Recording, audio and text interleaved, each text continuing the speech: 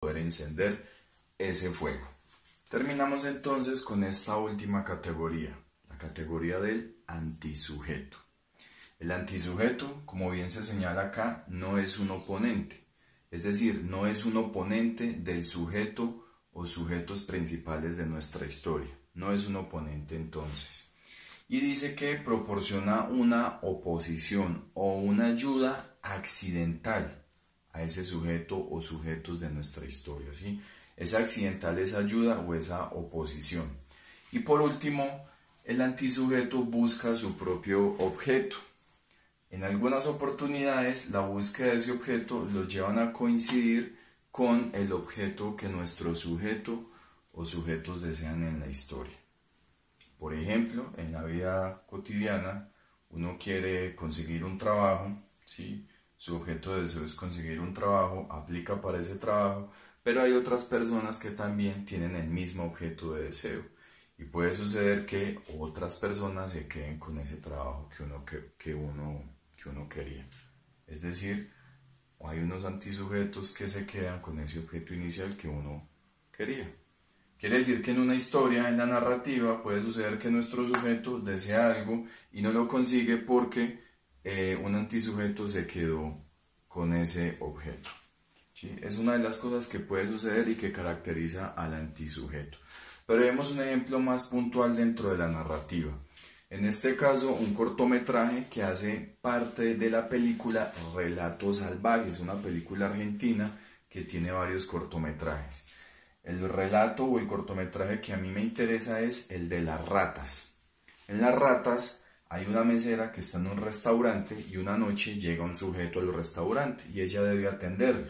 Cuando lo va a atender, ella descubre que ese sujeto es alguien que le causó muchísimos daños a su familia.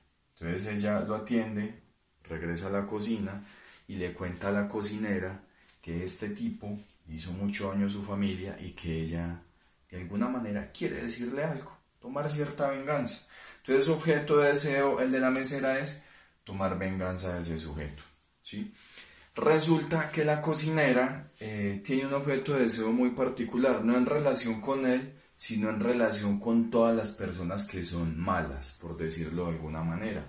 Entonces la cocinera también ve en este tipo una oportunidad para tomar venganza. O sea que en este caso ambos personajes tienen un objeto de deseo en común. La mesera, nuestro sujeto, tiene como objeto de deseo tomar venganza y la cocinera como antisujeto también quiere tomar venganza. Entonces se dan una serie de acontecimientos que hacen que el propósito del antisujeto ayude, ¿sí? Le brinde una ayuda accidental, ¿sí? A nuestra mesera para que pueda alcanzar ese objeto de deseo.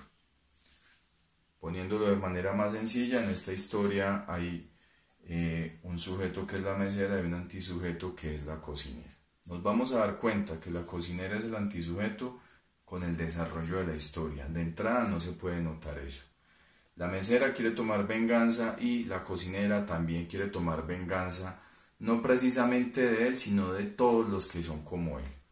En la búsqueda del antisujeto de tomar esa venganza termina ayudando a nuestro primer sujeto de manera accidental a que consiga lo que quiere, ¿sí? De eso se trata el antisujeto y como pueden darse cuenta es más difícil de identificar en las historias. Por último hay que decir que en la narrativa, sea en los cuentos, en las novelas o también en los relatos audiovisuales, en el cine, hay que decir que las historias no contienen todos estos elementos, ¿sí?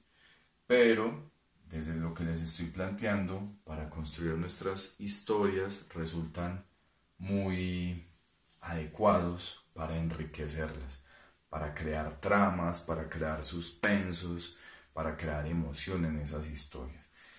Recuerden finalmente que estamos haciendo esto porque vamos a contar nuestra historia, cómo ha sido nuestra experiencia de encierro, de cuarentena, cómo ha sido esa experiencia de estar allí confinados en un mismo lugar, rodeados de las mismas personas, de ciertos objetos, etcétera, etcétera. Vamos a aprovechar todo eso que está en el contexto que nos rodea en ese encierro para contar nuestras historias. Terminamos así esta entrega a propósito de Contemos nuestra historia. Muchas gracias.